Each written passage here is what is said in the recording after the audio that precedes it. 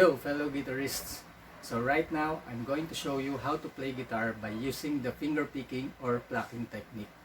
This is actually the part 2 of this topic because previously, I had a video of the guitar tutorial for the finger picking or plucking technique for the beginners. And on this video, I'm going to show you another technique or style for the finger picking or plucking. But before we proceed to that technique or style, we will do a quick review of our part 1 for the benefit of our new viewers and also for the benefit of our viewers outside the Philippines. Because on that video, I use Filipino language. But before we begin, please make sure to click that subscribe button and that notification bell. Okay, so let's zoom in and start. Alright, so let's start now with the quick review of our part 1. So on the part 1, we use this technique.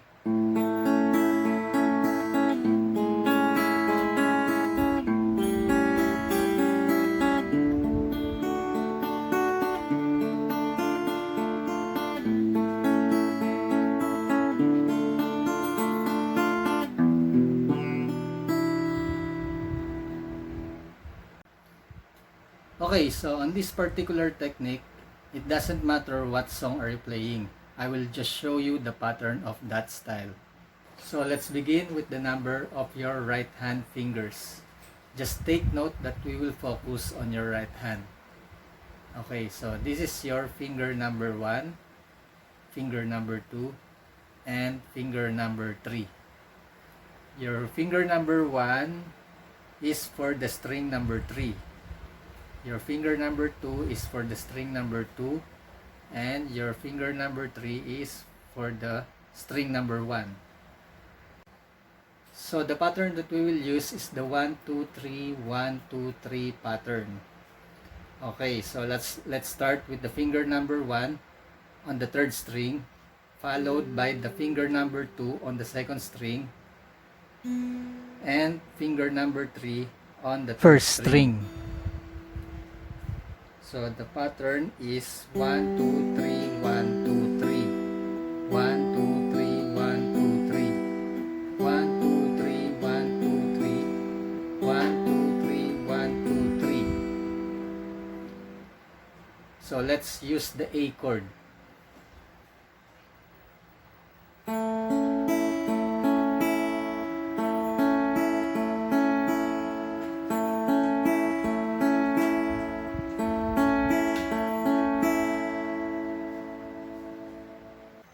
Okay, now we will add the bass of the A string. The bass of the A string is the open 5th string. So obviously, we will not use the 4th string. So the pattern is bass 1, 2, 3, 1, 2, 3. Bass 1, 2, 3, 1, 2, 3. Bass 1, 2, 3, 1, 2, 3. Now let's add another note. So from bass 1, 2, 3, 1, 2, 3, we will add the number 2 string or number 2 finger also. So bass 1, 2, 3, 1, 2, 3, 2. Bass 1, 2, 3, 1, 2, 3, 2. Bass 1, 2, 3, 1, 2, 3, 2. Okay, so let's try another chord. A major 7, A7, D, D minor, A, D minor, E.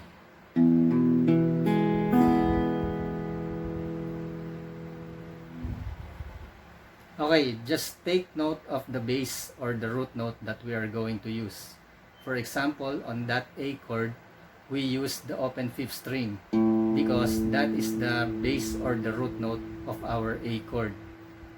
But when it comes to D chord, we will use the open 4th string, because that's the base of the D chord, or the root note of the D chord.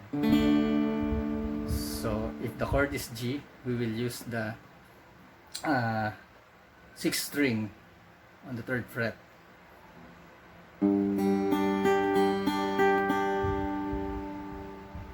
Or on the E chord, we will use the 6th string again.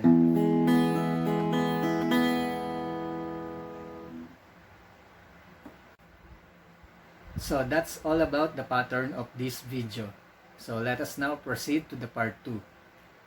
As you notice on the beginning of this video, I used the song Dust in the Wind by Kansas. So obviously we will use that pattern. Okay, let's start. So let's start with the C chord. So on this pattern, on your right hand, we will use only these fingers. Your number 1, 2, and thumb finger. So let's start by using your thumb and your number 1 finger at the same time. So use your thumb on the 5th string and your number 1 finger on the 2nd string. Next, your thumb on the 4th string, then your number 2 finger on the 3rd string.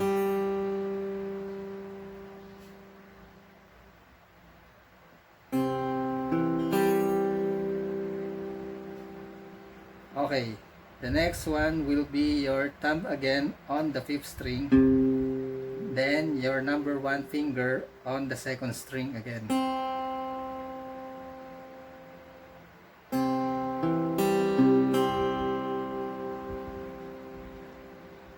And the last is your thumb finger on the 4th string again, and your number 2 finger on the 3rd string again. So from the beginning,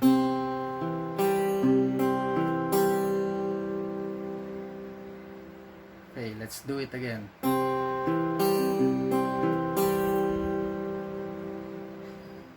So just continue doing that.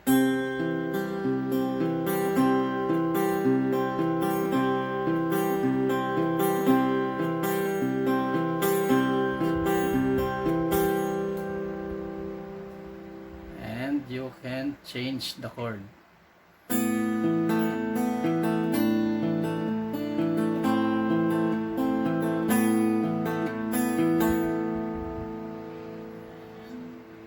Okay, so now that we're done using the C chord or the A minor chord by using the strings number 2, 3, 4, 5 only, we will now proceed with the D chord. So on the D chord, we will use the number 1, 2, 3, 4 strings.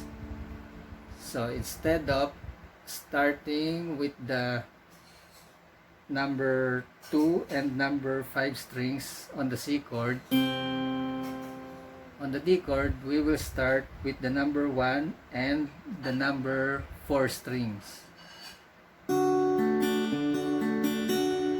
Same pattern.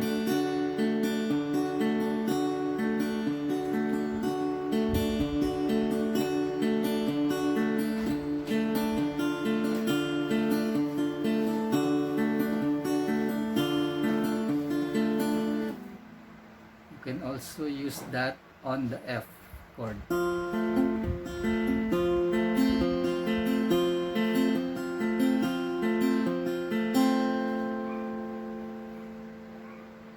Alright, so let us now proceed by using all the strings. So let's use the G chord. So the pattern will be the same on the right hand. Let's just start by using the number 1 and number 6 string. So let's start with that. Then next, number 4 and number 3 string. Then next, number 5 and number 2 strings.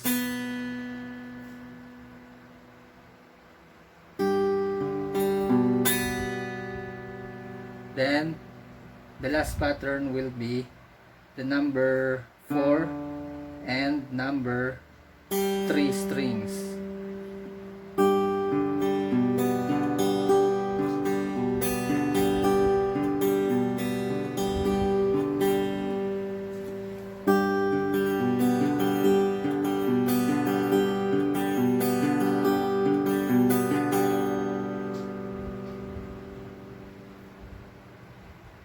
My advice is to practice that right hand pattern that we did continuously by changing the chords.